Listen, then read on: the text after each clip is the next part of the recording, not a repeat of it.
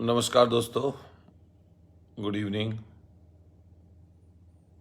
आप लोगों से रिक्वेस्ट है कि आज सुबह नेटवर्क की प्रॉब्लम थी और इस कारण से मैं आपसे बहुत देर तक बात नहीं कर पाया।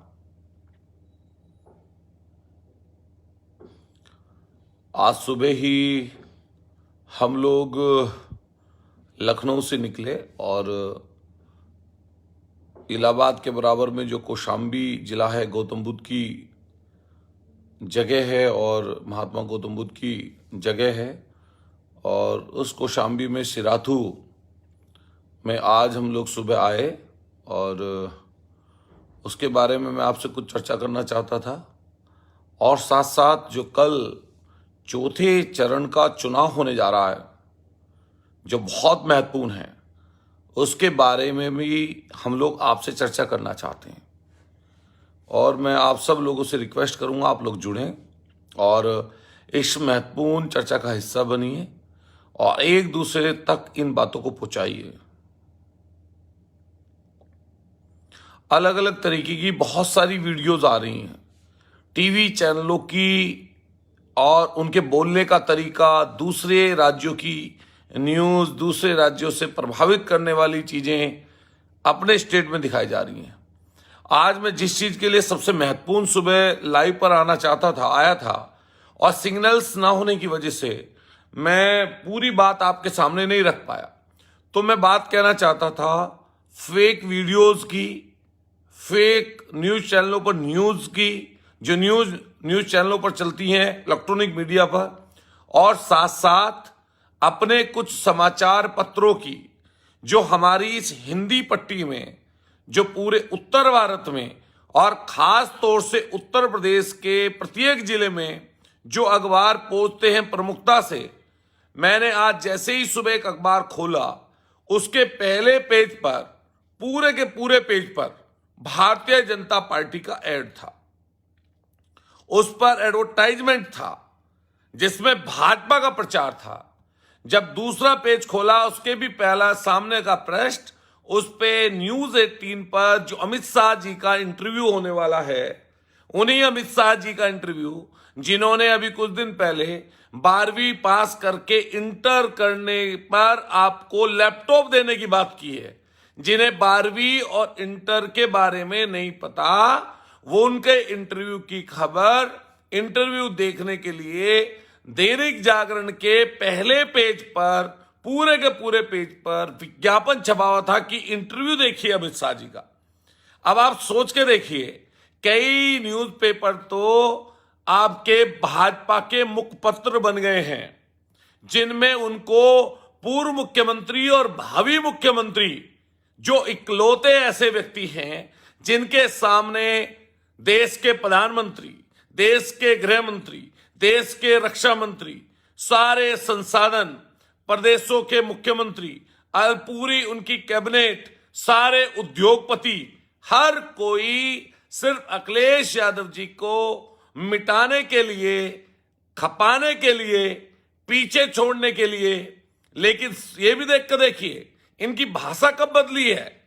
ये अखिलेश यादव जी को मिटाने चले हैं, उस इकलौते शख्स को जो सिर्फ और सिर्फ इस प्रदेश के बारे में सोचता है, जिसकी सोच में, जिसके विचार में, जिनके काम करने के तरीके में सिर्फ और सिर्फ उत्तर प्रदेश की जनता है, गरीब लोग हैं, किसान हैं, मजदूर हैं, नौजवान हैं, नौकरी पेशा लोग हैं। पहले और दूसरे चरण में जब इनको हताशा नजर आई, जब तीसरे चरण में खुद माननीय अखिलेश यादव जी चुनाव लड़ रहे थे करहल से, जब इन्हें पूरे के पूरे तीसरे चरण में अपनी नैया डूबती हुई नजर आई, तब ये बात अनाप शनाप पर आए, जिसको ये पहले करते आए हैं हिंदू और मुसलमान, पाकिस्तान और बांग्लादेश, तालिबान और आतंकवाद, इसके अलावा कोई भाषा नहीं। 8 साल से आप देश के प्रधानमंत्री हो, उत्तर प्रदेश में 5 साल से आपकी सरकार है। इसका जवाब कौन देगा? इन चीजों पर, इन घटनाओं पर, जो हमारे सैनिक शहीद हुए हैं, उनके बारे में कौन बोलेगा, कौन बताएगा कि इस 8 साल में कितने सैनिकों की शहादत आपके शासनकाल में हुई? कितनी आतंकवादी घटनाएं आपके शासनकाल में हुई और किन किन लोगों से आपने समझौता करके अपना रखा। अरे पीडीपी से हाथ किसने मिलाया था? किसने पीडीपी से हाथ मिलाया था, इसके बारे में जानकारी दे दो। एक हिमाचल से चल के आए हैं, जिनकी खुद की अभी वहां पर उपचुनाव में सीटें हारे हैं हिमाचल में, वो मंत्री जो सूटित बूटित रहते हैं, परिवारवाद की बात करते हैं। हम अनुराग ठाकुर जी से पूछना चाहते हैं कि आपके पिता कौन थे? आपके पिता ने आपके पिता की वजह से नहीं हो गया क्या? वहां से हिमाचल से सांसद उन्हीं के बल पर नहीं बनते हो गया? क्या ये परिवारवाद नहीं है? और जो सबसे बुरी बात, इनकी छोटी बात हुई, देश के प्रधानमंत्री और गली नुक्कड़ के छुटभैया नेता, दोनों की भाषा एक तरह की हो गई है। इन दोनों की भाषा को समझिए और समझकर उत्तर प्रदेश में अखिलेश यादव जी का जो रथ चल रहा है, जो जन आक्रोश है इस सरकार के खिलाफ, इन लोगों के खिलाफ, मैंने तो आज सरातू में देखा, मैंने कौशाम्बी में वो चीज देखी। मैं कौशाम्बी के लोगों को बारंबार धन्यवाद दूंगा।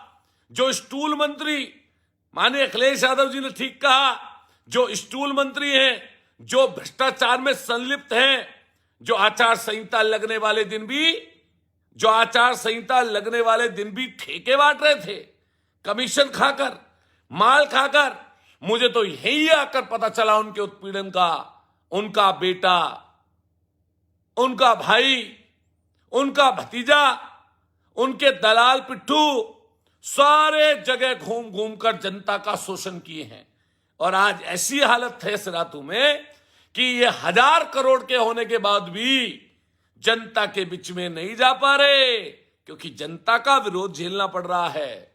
जो कल चौथे चरण का चुनाव हो रहा है, लखनऊ से लेकर बाराबंकी से लेकर लखीमपुर से लेकर सीतापुर से लेकर पीलीभीत तक, मैं हर उस पट्टी के किसानों से, नौजवान साथियों से अपील करूंगा कि कल आप इस यज्ञ में अपनी आहुति डालिए और ये आहुति साइकिल का बटन दबाकर आने वाले समय को बेहतर करने के लिए है। दोस्तों साथियों, आने वाला समय बेहतर करिए और बेहतर नौजवान साथियों, 11 लाख नौकरियां मिलने जा रही हैं। जैसे इस समाजवादी पार्टी की उत्तर प्रदेश में सरकार बनेगी, अखिलेश यादव जी ने वादा किया है 11 लाख रिक्त पदों पर नियुक्तियां कर दी जाएंगी। नौजवान साथियों, बम्पर भर्तियां निकलेंगी। जो 3 साल से सेना में भर्ती नहीं करा पाए, जिनके हर एक पेपर आउट हुए, जिनकी तमाम परेशानी दिक्कत लोगों को झेलनी पड़ी, टेट जैसे पेपर आउट हो गए, ऐसा कोई पेपर नहीं हुआ जिसको पेपर को आउट ना इन लोगों ने करा दिया हो माफियाओं को। किसानों को रोंद दिया। कल उसी पट्टी में, उसी जगह पर वोट डालने जा रहे हैं जहां किसानों को इनके मंत्री के बेटे ने रोंद कर मार दिया। अब वो समय आ गया, इससे बदला लेना है। ये भाजपा रूपी लोगों से बदला लेने का समय है और बदला वोट बटन दाबकर आप ले सकते हो।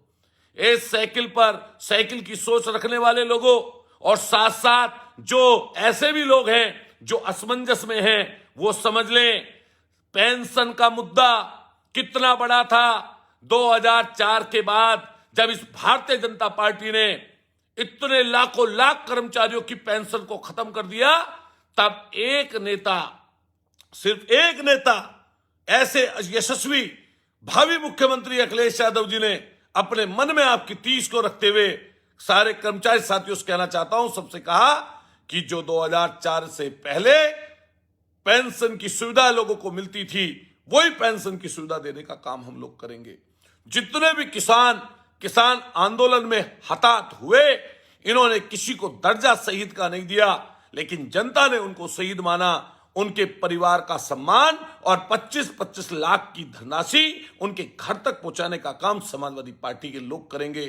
कल चौथे चरण में वोट डालने वाले मतदाताओं से हम कहना चाहते हैं कि आप सब लोग इकट्ठे होकर ये जो रथ चल रहा है, अखिलेश यादव जी का जो रथ चल रहा है, इस पर सवार हो जाइए। आपकी तरक्की, आपको आने वाले समय पर बेहतर व्यवस्था देने का काम, हर एक चीज को सुनिश्चित और सुनियोजित तरीके से आप तक पहुंचाने का काम समाजवादी पार्टी की सरकार आने वाले समय पर करने जा रही है। मैं लखनऊ के साथियों से कहना चाहता हूं, बताइए लखनऊ में कैंसर इंस्टीट्यूट किसने दिया? डायल 100 की बिल्डिंग किसने दी? पुलिस मुख्यालय किसने दिया?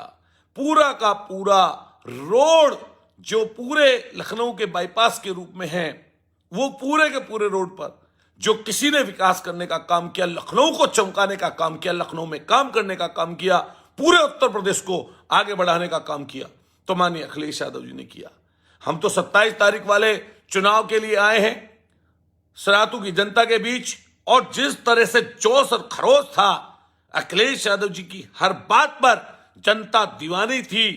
और अपना दल कबेरे की प्रत्याशी जो साइकिल के चुनाव चिन्ह पर लड़ रही हैं, पल्लवी पटेल, मैंने देखा ऐसे भ्रष्टाचारी स्टूल मंत्री जिन्होंने यहां पर भ्रष्टाचार की सीमाएं तोड़ दी, जिन्होंने तमाम अनाप शनाप तरीके से, मुझे तो किसी ने और बड़ी बात कही कि जिस दिन ये सरकार जाएगी उस दिन इस स्टूल मंत्री के बेटे और भाई, जिन्होंने जातियां की हैं, जिन्होंने शोषण किया है, जिन्होंने लोगों को सताया है, जिन्होंने व्यापारियों का उत्पीड़न किया है, और जिन लोगों ने जमीनें कब्जाई हैं, जो लोग भूमाफियाओं से मिले हुए लोग हैं, उनको निश्चित रूप से जेल की सलाखों के पीछे भेजा जाना जरूरी है। वो 5 दिन सरकार बनने के बाद सलाखों के पीछे नजर आएंगे। और ये जनता चाहती है, आम जनता के साथ जो इन लोगों ने विश्वासघात किया है, उसका बदला लेने का काम इस पूरे पूर्वांचल के लोग, इलाहाबाद से लेकर आजमगढ़ गाजीपुर तक के लोग करने जा रहे हैं। मैं तमाम साथियों से अपील करूंगा कि नौजवान साथियों, बड़े बुजुर्गों, किसानों और मजदूरों, छोटे व्यापारियों, बड़े व्यापारियों, और खास तौर से सरकारी कर्मचारी वर्ग, अखिलेश यादव जी ऐसे शख्स हैं जो कह रहे हैं 2011 के टेट के लोगों को इंसाफ मिलेगा, जो कह रहे हैं शिक्षा मित्रों की एक एक व्यक्ति की जो मौत हुई है, उसकी हर बात का जवाब इस सरकार से शिक्षा मित्रों लीजिए। माननीय अखिलेश यादव जी ने कहा है कि आपको बहुत बेहतर ढंग से जो आपको परेशानी इस 5 साल में मिली है, दुख मिला है, उनको कष्टों को दूर करते हुए आपका समायोजन करने का काम सरकार में किया जाएगा। माननीय अखिलेश यादव जी ने कहा जो 69,000 शिक्षक भर्ती है, जिसमें 20,000 लोगों के अरमानों पर पानी फेर दिया, जिसमें आरक्षण का घोटाला हुआ, उस 69,000 भर्ती को ठीक ढंग से कराकर, उसकी जांच कराकर प्रत्येक व्यक्ति को इंसाफ देने का काम समाजवादी पार्टी की सरकार करने जा रही है। सोचो साथियों, सोचो नौजवानों, 300 यूनिट बिजली, जब गरीबों के घर में बिजली जलती है, जब उसका महीने पर बिल आता है, तो गरीबों को करंट लगता है। किसानों को सिंचाई की जब ट्यूबवेल का पैसा देना पड़ता है, तो किसानों को करंट लगता है। दोनों लोगों के लिए मुफ्त बिजली देने का काम समाजवादी पार्टी की सरकार करने जा रही है। दोस्तों साथियों, किसी गरीब को इलाज के अभाव में मरना नहीं पड़ेगा, सारी जिम्मेदारी सरकार की होगी। जो इस सरकार ने, बीजेपी की सरकार ने प्राइवेट अस्पतालों में लूट के अड्डे बना रखे हैं, उनको बंद करने का काम समाजवादी पार्टी और समाजवादी पार्टी के नेता माननीय अखिलेश यादव जी करेंगे। इसलिए नौजवान साथियों, इकट्ठे हो जाओ। हम लोग तो चुनाव प्रचार थमने तक इसी स्टूल मंत्री के इलाके में रहेंगे और घूम घूम कर इसके पूरे प्रदेश में जो इन्होंने घोरक धंधे खोल रखे हैं, इसका प्रचार प्रसार इलाहाबाद और कौशाम्बी के प्रत्येक व्यक्ति तक पहुंचाने का काम करेंगे। मैं आप साथियों सबसे अपील करता हूं, इकट्ठे हो जाओ और इस साइकिल पर सवार हो जाओ। ये पूरे देश का अपमान प्रधानमंत्री जी ने किया है। ये गरीब की सवारी, ये साइकिल कोरोना के समय में जब इन सरकार के लोगों ने बस मुहैया नहीं कराई, संसाधन मुहैया नहीं कराए, तो 1200 किलोमीटर तक हमारी बेटियां, हमारी बहनें साइकिल चलाकर, हमारे गरीब मजदूर साइकिल चलाकर एक जगह से दूसरी जगह पर पहुंचे। ये है साइकिल। और साइकिल गरीब की सवारी के साथ साथ बच्चों की सवारी है, स्वास्थ्य को ठीक रखने का काम करती है। आप सोच के देखिए किस तरह इन लोगों ने साइकिल को जोड़ा। इन लोगों को निश्चित रूप से दूर करने का काम करिए। तमाम योजनाएं हैं जिनका जिक्र कर सकते हैं, लेकिन एक एक व्यक्ति से कहूंगा, मेरा मन था बोलने का, और खास तौर से न्यूज, चाहे इलेक्ट्रॉनिक मीडिया हो, चाहे प्रिंट मीडिया हो, इनसे बचकर रहिए। ये अब पैसे ले लेकर खबरें छाप रहे हैं, उद्योगपतियों से पैसा खा रखा है और खुद भी उद्योगपति हो गई है ये चैनल। इनसे बच के रहिए। सोशल मीडिया के माध्यम से भी इनके आईटी सेल के लोग पता नहीं कैसी कैसी वीडियो निकाल रहे हैं, उनसे भी बच के रहिए। इनके खुद नेता दंगा कराते हैं और फिर उस दंगे के माध्यम से हिंदू और मुसलमान करके लोगों के रोजगार पर, गरीब लोगों के पेट पर चोट मारने का काम करते हैं। इसलिए इनसे बचिए और बचकर आने वाले समय को बेहतर बनाने के लिए इस प्रदेश को तरक्की और तरक्की को रफ्तार देने के लिए समाजवादी पार्टी को चुनने का काम करिए। कल मैं चौथे चरण के तमाम मतदाताओं भाइयों से अपील करूंगा कि प्रदेश की तरक्की के लिए, प्रदेश को आगे बढ़ाने के लिए साइकिल का बटन दबाएं और समाजवादी पार्टी और गठबंधन के प्रत्याशियों को जिताने का काम करें।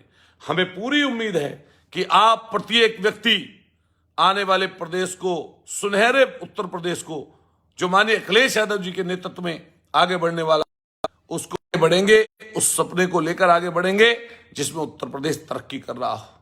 मैं आप सब लोगों का, जो साथी हमारे जुड़े हैं, मैं उनका धन्यवाद करूंगा। विजेंद्र यादव जी धन्यवाद, हरीश कौशिक, परविंदर मोहता जी बहुत धन्यवाद, आप अच्छा लिखते हैं परविंदर जी। इनकी खटिया खड़ी कर रखी है चोरों की। मैं आप सब लोगों का, साथियों का तहे दिल से धन्यवाद करूंगा। मैं अपने पूर्वांचल के उन साथियों का भी धन्यवाद करूंगा जो सब लोग जुड़े हुए हैं सैकड़ों की संख्या में। राहुल शर्मा जी धन्यवाद, प्रदीप कुमार जी। हम सब लोग उस कहना चाहते हैं जो पश्चिम से लहर उठ के खड़ी हुई है, वो आने वाले समय पर तूफान और फिर तूफान से सुनामी में तब्दील होने जा रही है और साइकिल उत्तर प्रदेश में आगे बढ़ने जा रही है। कितने ही ले आओ मुख्यमंत्री। किसी ने कहा 36 हेलीकॉप्टर उतरे हैं, अरे 36 और उतार लो, 72 कर लो, तब भी जनता तुम्हें जानती है। तुमने जनता को ठगा है, कहीं नोटबंदी के नाम पर, कहीं जनधन के खाते खुलवाने के नाम पर, कहीं मेक इन इंडिया के नाम पर। इतने झूठ आप लोगों ने बोले हैं, उन सब झूठों का जवाब उत्तर प्रदेश की जनता आपसे लेगी और ले रही है। बहुत बहुत डेडा जी धन्यवाद, अरुण चौधरी जी मिरकपुर धन्यवाद, विजेंद्र यादव जी शुक्रिया, शेखर अवधेश त्यागी जी धन्यवाद, बबलू यादव शुक्रिया। मैं आप सब लोगों का तहे दिल से शुक्रिया अदा करता हूं। मैंने फिर बता रहा हूं, सब लोग दूसरे तक बताइए। सोशल मीडिया के माध्यम से हर कोई अपने अपने क्षेत्र में रहकर सब लोगों के लिए कम से कम हर दिन 2-2, 3-3 पोस्ट, इनकी पोल खोलने का काम करिए और समाजवादी पार्टी के मैनिफेस्टो को लोगों तक पहुंचाने का काम करिए। माननीय अखिलेश यादव जी ने जो वादे जनता से किए हैं, एक समाजवादी पार्टी इकलौती ऐसी पार्टी है, पार्टी और समाजवादी पार्टी के लोगों ने करने का काम किया। इसलिए मैं तमाम लोगों से, नोमान रिजवी जी धन्यवाद, तो मैं आप सब लोगों का धन्यवाद करता हूं। रामवीर गुजर जी सपा धन्यवाद, पिंटू चौधरी जी धन्यवाद। मैं सबका धन्यवाद करता हूं और सबसे रिक्वेस्ट करता हूं अपने कल चौथे चरण के मतदाताओं से कि साइकिल के सामने का और जहां गठबंधन के लोग लड़ रहे हों, समाजवादी पार्टी के साझेदार, उनको वोट डालने का काम करिए। अखिलेश यादव जी को जितना मजबूत करेंगे, जितना साइकिल को मजबूत करेंगे, उतना माननीय अखिलेश यादव जी मजबूत होंगे और जितना अखिलेश यादव जी मजबूत होंगे, उतना कर्मचारी, जिस वर्ग के लोग हैं, सब मजबूत होने का काम करेंगे। मैं आप सब साथियों का तहे दिल से शुक्रिया अदा करता हूं, धन्यवाद देना चाहता हूं और मुझे पूरी उम्मीद है इस चौथे चरण में भी जिस तरीके से 3 चरणों में भाजपा का सुपड़ा सफाया हुआ है, इन नेताओं की भाषा भाजपा के लोगों की बदली है, आने वाले समय पर आपको इनकी भाषा और बदली नजर आएगी। बहुत बहुत आप सब लोगों का शुक्रिया, बहुत बहुत धन्यवाद। कल शाम को फिर मिलते हैं, पूरे दिन प्रचार में होंगे, रात को फिर आपसे बात करेंगे। बहुत बहुत शुक्रिया, बहुत बहुत धन्यवाद। जय हिंद, जय भीम और जय समाजवाद। अखिलेश यादव जिंदाबाद।